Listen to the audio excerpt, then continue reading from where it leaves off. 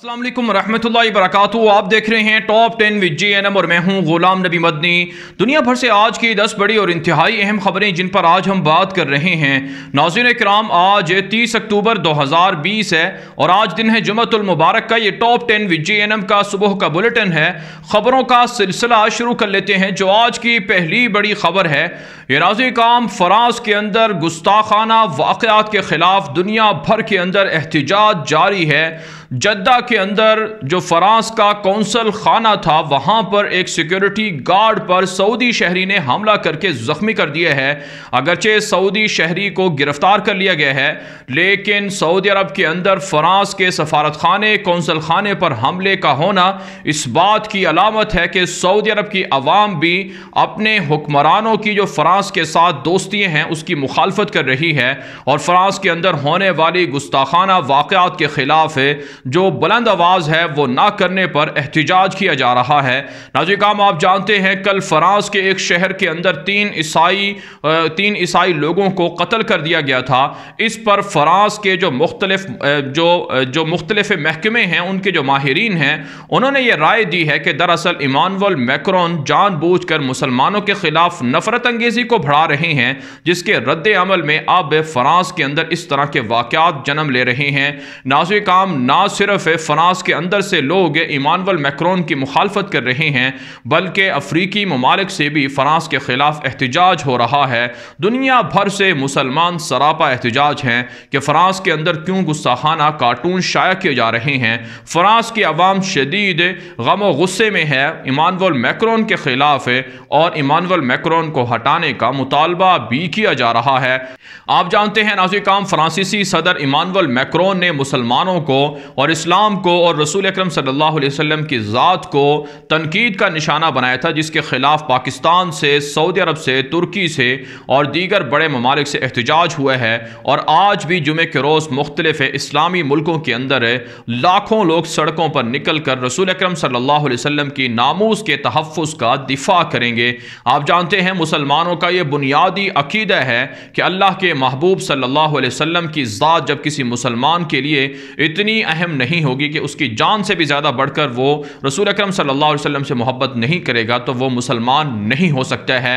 यही वजह है नाज़रीन किराम, मलेशिया के साबिक वज़ीर आज़म डॉक्टर महातीर मोहम्मद ने भी ऐलान किया है कि मुसलमानों को हक है कि वो गुस्ताख रसूल का सर तन से जुदा कर दें। मुसलमान अपने आका नामदार सल्लल्लाहु अलैहि वसल्लम की इज़्ज़त के तहफ़्फ़ुज़ के लिए सब कुछ कुर्बान कर सकते हैं। नाज़रीन किराम, आज जुमे का रोज़ है और अल्लाह के महबूब सल्लल्लाहु अलैहि वसल्लम की अहादीस हैं कि जुमे के रोज़ कसरत से दुरूद शरीफ पढ़ा जाए, दुरूद और सलाम पढ़ा जाए। इस हवाले से आज जितने भी हमारे नाज़रीन हैं, हम उन सब को यही पैगाम देंगे कि आज इस जुमे के रोज़ अल्लाह के महबूब सल्लल्लाहु अलैहि वसल्लम से अपनी मोहब्बत का इजहार करने का एक तरीका ये भी है कि जितना हो सके दुरूद शरीफ का एहतमाम करें, दुरूद और सलाम अर्ज़ करें और रसूल अकरम सल्लल्लाहु अलैहि वसल्लम के बताए हुए तरीक़ों पर अमल करने की कोशिश करें। और जहाँ कहीं एहतिजाज हो रहा है उसमें अपनी शिरकत करें, ताकि दुनिया के सलीबियों को पैगाम पहुंच सके कि वो मुसलमानों के खिलाफ इस तरह की घिनौनी हरकत ना करें। नाज़रीन किराम, तुर्क सदर रजब तय्यब एर्दोगान ने कहा है कि दरअसल सलीबी फ्रांस के लोग इस तरह के वाक़यात के ज़रिए से सलीबी जंगों को ज़िंदा करना चाहते हैं, लेकिन मुसलमान इस पर कभी कंप्रोमाइज़ नहीं करेंगे। उनके लिए ये इज़्ज़त की बात है, शर्फ की बात है कि अल्लाह के रसूल सल्लल्लाहु अलैहि वसल्लम की नामूस का वो तहफ़्फ़ुज़ करें। नाज़रीन किराम, आगे बढ़ लेते हैं। जो आज की दूसरी बड़ी खबर है, यह अफगानिस्तान से है। नाज़रीन किराम, ताज़ा तरीन इत्तला सामने आ रही हैं कि पाकिस्तान ने अफगान शहरियों के लिए ऑनलाइन वीज़ा सिस्टम जल्द शुरू करने का ऐलान कर दिया है। आप जानते हैं पाकिस्तान का पड़ोसी मुल्क अफगानिस्तान 20 साल जंग की वजह से बहुत से मसाइल का सामना कर रहा है। पाकिस्तान अफगानिस्तान के शहरियों को इलाज, मुआलजे और तालीमी सहूलियात और तिजारत की सहूलियात फराहम करता है। इस हवाले से पाकिस्तान ने गुज़श्ता 1.5-2 हफ्ते पहले अफगान शहरियों के लिए वीज़ा सर्विस शुरू की थी, जो अब तक 30,000 से ज़ायद वीज़े जो जारी किए जा चुके हैं। आप जानते हैं चंद रोज़ पहले एक वाक़या भी हुआ था कि 12 के करीब ख़वातीन भगदड़ मचने की वजह से अफगानिस्तान के अंदर पाकिस्तानी कौंसल खाने में जा बहक हो गई थी। इसलिए पाकिस्तान ने फैसला किया है कि अफगानिस्तान की आवाम को बेहतर सहूलियात के लिए ऑनलाइन वीज़ा सिस्टम शुरू किया जाए। आप जानते हैं भारत पाकिस्तान की मुखालफत में अफगानिस्तान के अंदर लोगों की जहन साजी कर रहा है और पाकिस्तान के खिलाफ करने की कोशिश कर रहा है, लेकिन पाकिस्तान की फ़ौज और पाकिस्तान के इदारे और पाकिस्तान की हुकूमत अफगानिस्तान के अंदर भारत की तमाम साजिशों को नाकाम बना रही है। इसके अलावा नाज़रीन काम इत्तला सामने आ रही हैं कि रात के अफगान तालिबान और काबुल फ़ौज में झड़पें भी हुई हैं। काबुल हुकूमत का दावा है कि 20 के करीब तालिबान जंगजू मुजाहिदीन शहीद किए गए हैं, जबकि तालिबान ने इस दावे की तरदीद की है। इसके अलावा तालिबान का दावा है कि रात के मुख्तलिफ कार्रवाइयों में 10 चेक पोस्टें फतह की गई हैं, 15 टैंक तबाह हुए हैं और 33 के करीब जो अहलकार हैं काबुल फ़ौज के वो मारे गए हैं। जबकि नाज़रीन काम भारी माल गनीमत भी तालिबान ने कब्जे में लेने का दावा किया है। इसके अलावा तालिबान तर्जुमान ज़बीहुल्लाह मुजाहिद ने ट्विटर अकाउंट पर लिखा है कि निहत्ते शहरियों पर काबुल फ़ौज हमला कर रही है, जो काबिल मजम्मत अमल है। साथ साथ काबुल इंतज़ामिया दावा कर रही है कि तालिबान हमलों के ज़रिए से अपने मज़ीद कैदियों को रिहा करवाना चाहते हैं, लेकिन हम उन्हें रिहा नहीं करेंगे। तालिबान ने कहा है कि दोहा मुज़ाकरात को आगे बढ़ाने के लिए ज़रूरी है कि काबुल इंतज़ामिया उनके मुतालबात को तस्लीम करे। आगे बढ़ लेते हैं। जो आज की तीसरी बड़ी खबर है, यह मकबूजा कश्मीर से है। नाज़रीन काम रात के मकबूजा कश्मीर के अंदर भारतीय फ़ौज और मुजाहिदीन में झड़पें हुई हैं। 2 भारतीय फ़ौजी ज़ख्मी हुए हैं। भारतीय फ़ौज की दरिंदगी के अंदर 2 कश्मीरी नौजवानों को जाली ऑपरेशन में शहीद भी किया गया है। आप जानते हैं भारत ने मकबूजा कश्मीर के अंदर 12 के करीब कवानीन को ख़त्म किया है और हर भारतीय शहरी के लिए कश्मीर के अंदर ज़मीन ख़रीदने के लिए इजाज़त दी है और कश्मीरी ख़वातीन से शादियाँ करने की इजाज़त दी गई है, ताकि कश्मीर के अंदर ज़मीनों पर हिंदू कब्ज़ा कर सकें। इसके ख़िलाफ़ आज जुमे के रोज़ ना सिर्फ शटर डाउन हड़ताल है, बल्कि पूरे मकबूजा कश्मीर के अंदर आवाम भारत के ज़ालिमाना इक़दामात के ख़िलाफ़ मुज़ाहरे भी करेंगी। पाकिस्तान की जानिब से भारत के इस नए कानून को मुस्तरद किया गया है और कश्मीरियों का साथ देने का फ़ैसला किया गया है। आज़रबाईजान की जानिब से भी पाकिस्तान के कश्मीर के मौक़िफ़ की हिमायत की गई है और आज़रबाईजान के अलावा ना सिर्फ अक़वाम मुत्तहिदा के अंदर बल्कि दुनिया भर की मुख्तलिफ़ रियासतें पाकिस्तान के साथ खड़ी हुई हैं। पाकिस्तान ने कश्मीरियों को हौसला दिया है कि जद्दोजहद आज़ादी की जो तहरीक है वो आगे बढ़ेगी और इस वक्त कश्मीरी फैसला कुन मार्का शुरू किए हुए हैं, जल्द उन्हें आज़ादी नसीब होगी। आगे बढ़ लेते हैं। जो आज की चौथी बड़ी खबर है, ये भारत और पाकिस्तान के दरमियान तनाव के हवाले से है। नाज़रीन काम भारतीय मीडिया दावा कर रहा है कि पाकिस्तान ने पुलवामा हमला किया था, जिसमें 40 भारतीय फौजी हलाक हुए थे। पाकिस्तान के साइंस एंड टेक्नोलॉजी के वजीर ने एक दावा किया है कि पुलवामा हमला हमने किया था, लिहाजा पाकिस्तान को दुनिया के ममालिक के दहशतगर्द ममालिक की फहरिस्त में शामिल करें। आप जानते हैं भारतीय फौज कश्मीर के अंदर अपने ही फौजियों को मरवाती है, लेकिन इल्ज़ाम पाकिस्तान पर लगा दिया जाता है। हाँ, पाकिस्तान ने भारत के विंग कमांडर अभिनंदन को मारा था, भारत के 3 जहाज़ों को भी मार गिराया था जो पाकिस्तान की सरहदी हुदूद की खिलाफ वर्जी कर रहे थे। इस वक्त भी पाकिस्तान के साथ भारत इश्तिआल अंगेज़ी कर रहा है। रात के लाइन ऑफ कंट्रोल पर झड़पों की इतलात भी मौसूल हुई हैं, जिसमें भारत की 3 चेक पोस्टें पाकिस्तान की फ़ौज ने तबाह की हैं और रवां साल अब तक भारत के कम अज़ कम 60 के करीब फौजी मारे जा चुके हैं, लेकिन भारत फिर भी इश्तिआल अंगेज़ी से बाज नहीं आ रहा है। पाकिस्तान ने भारत के दहशतगर्दी के इल्ज़ाम को मुस्तरद किया है और कहा है कि दुनिया के अंदर सबसे बड़ा दहशतगर्द भारत है, जो $1 अरब से ज़ायद की मनी लॉन्ड्रिंग करके कुलभूषण यादव जैसे दहशतगर्दों को पाकिस्तान के अंदर दहशतगर्दी के लिए भेजता है। आगे बढ़ लेते हैं। जो आज की 5वीं बड़ी खबर है, यह नाज़रीन काम भारत के अंदर मोदी की करप्शन की वजह से भारत दिवालिया हो चुका है। भारत की मईशत बैठ गई है, भारतीय सरकारी इदारे तबाह हो रहे हैं। एक ताज़ा रिपोर्ट के मुताबिक भारत की मोदी हुकूमत ने एयर इंडिया को तबाह कर दिया है। इतने कर्जे चढ़ चुके हैं कि कोई इस एयर इंडिया को, जो भारत की सरकारी एयरलाइन है, उसे खरीदने के लिए तैयार नहीं है।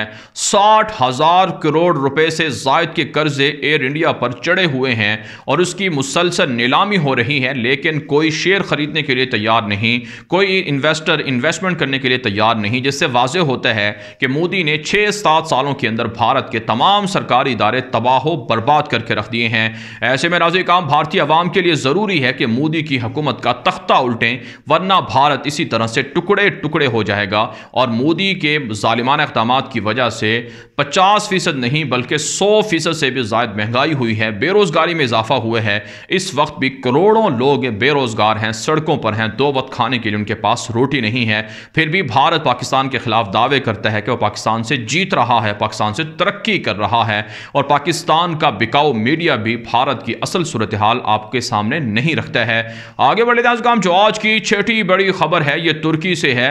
नाज़रीन, तुर्की के खिलाफ अमरीका ने पाबंदियां लगाने पर गौर शुरू कर दिया है। संजीदगी से तुर्की पर पाबंदियां लगाई जाएंगी। अमेरिका से इतला सामने आ रही हैं क्योंकि तुर्की S-400 मिसाइल सिस्टम के तजर्बात कर रहा है जो रूस से ख़रीदा गया है, लेकिन तुर्की ने कहा है कि वो अमरीकी पाबंदियों को खातिर में नहीं लाएगा, वो तजर्बात जारी रखेगा और अमरीका से भी पैट्रियट मिसाइल सिस्टम खरीदने की कोशिश करेगा। आप जानते हैं नाज़रीन काम, तुर्की इस वक्त दिफाई टेक्नोलॉजी में तरक्की कर रहा है। ड्रोन तैयारे तुर्की के दुनिया भर के अंदर एक तरह से जंगों का पासा पलट रहे हैं। आज़रबाईजान के अंदर, शाम, इराक और लीबिया के अंदर तुर्की ने ड्रोन टेक्नोलॉजी के जरिए से कामयाबियां हासिल की हैं। इसलिए अमरीका तुर्की के खिलाफ अब पाबंदियां लगाने की धमकियां दे रहा है।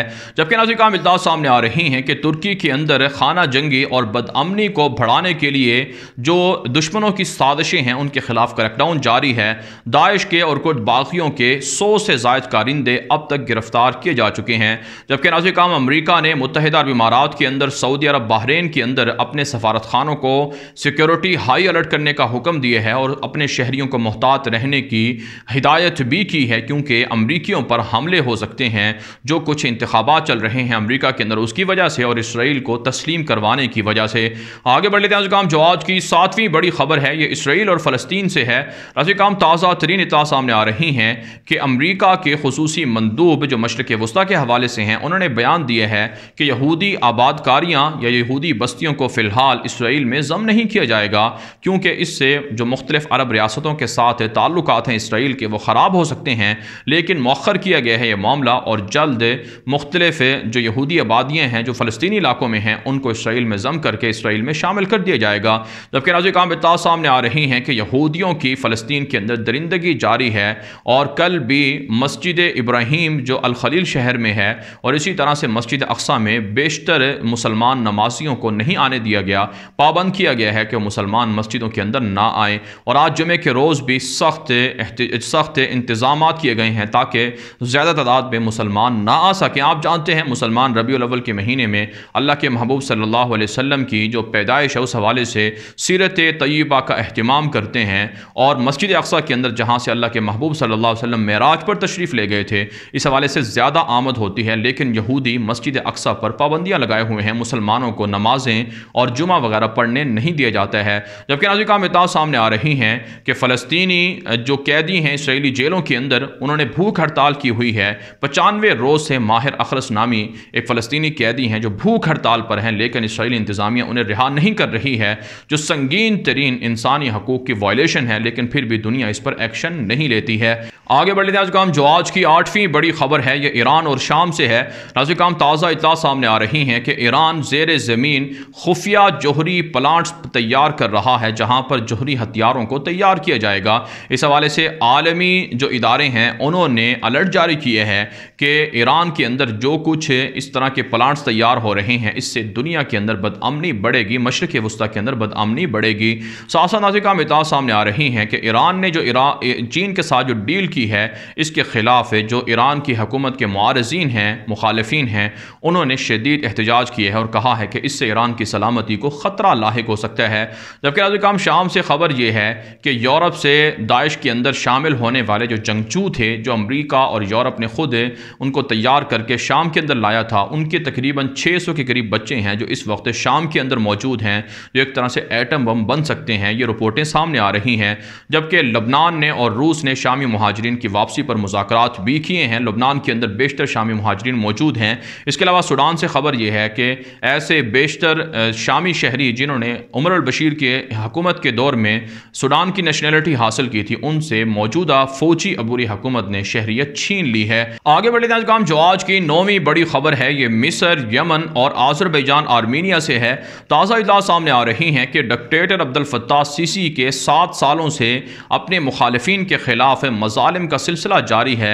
एक रिपोर्ट के मुताबिक एक और सियासी मुखालिफ जेल के अंदर सीसी के मजालिम की वजह से जाँ बहक हो चुका है और एक दूसरी रिपोर्ट के मुताबिक कहा जा रहा है कि इस वक्त मिस्र की जेलों के अंदर 300 से ज़ायद सियासी मुखालिफिन कैदी मौजूद हैं जिनको रिहा नहीं किया जा रहा है और अदालतें जानबूझकर उनकी ज़िंदगियों को ख़तरात में डाले हुए हैं। आप जानते हैं डिक्टेटर अब्दुल फत्ताह सीसी ने मोहम्मद मुर्सी के इक़्तिदार का तख्ता उलटकर इक़्तिदार हासिल किया था और इस वक्त बेशतर सियासी जो कैदी हैं वो जेलों के अंदर हैं, जिनके बारे में इंसानी हकूक़ की तंजीमें भी आवाज़ें उठा खा चुकी हैं।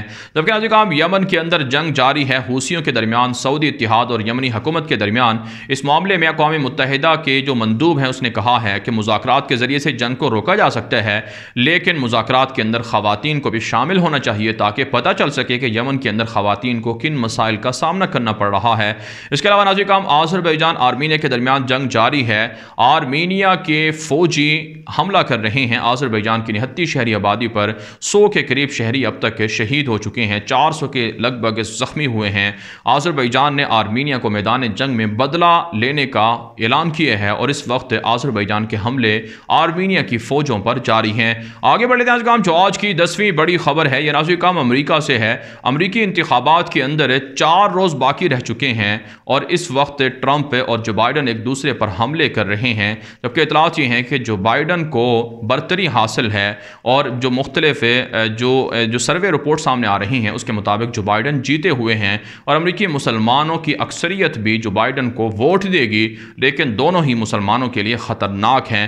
बहरहाल नाज़रीन जो बाइडन के जीत के इशारे मिल रहे हैं, लेकिन ट्रंप ने कहा है कि वो इलेक्शन के धांधली के नताइज को तस्लीम नहीं करेंगे। इसकी वजह से कहा जा रहा है कि अमरीका के अंदर अगर ट्रंप ने इलेक्शन के नताइज को तस्लीम ना किया तो खून रेज झड़पें भी हो सकती हैं। जबकि नाज़रीन जो बाइडन को तुर्की के लिए भी मुफीद करार दिया जा रहा है क्योंकि तुर्की से डेमोक्रेट पार्टी के अच्छे ताल्लुकात हैं। इसके अलावा नाज़रीन साउथ कोरिया से एक खबर सामने आ रही है कि साबिक सदर को 17 साल जेल की सज़ा सुनाई गई है और $10 मिलियन से ज़ायद का जुर्माना भी आयद किया गया है। करप्शन की वजह से उन्हें यह सज़ा हुई है। बारह नाज़रीन दुनिया भर से थी आज की 10 बड़ी खबरें। इन खबरों के हवाले से आपकी क्या राय है? अपनी राय कॉमेंट के जरिए से ज़रूर हम तक पहुँचाएं। मज़ीद खबरों के लिए आप हमारे ट्विटर अकाउंट्स दुनिया मेरे आगे और ग़ुलाम नबी मदनी फॉलो कर सकते हैं। आज के लिए इतने ही, इजाज़त दीजिए। अल्लाह हाफिज़।